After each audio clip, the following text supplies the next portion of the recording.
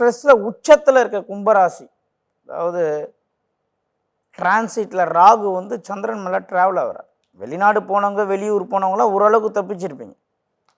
இந்த உள்ளூரில் இருக்கிறவங்க, காதல் வயப்பட்டவங்க, ஷேர் மார்க்கெட்டில் இன்வெஸ்ட் பண்ணவங்களாம் பெருத்த அடி வாங்கியிருப்பாங்க.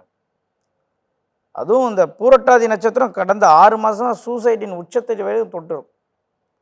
வாழ்க்கையிலே இப்படி ஒரு அடி, அதுவும் ராகு தசை, ராகு புத்தி நடந்து கும்பராசியில் பிறந்திருந்தா டோட்டல் க்ளோஸ். எதிர்காலத்தோடைய பயம் துரத்தியிருக்கோம் உங்களை. பயப்படவே கூடாது.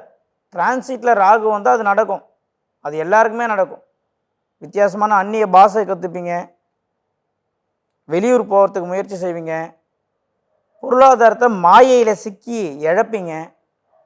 இது யாராக இருந்தாலும் நடக்கும்.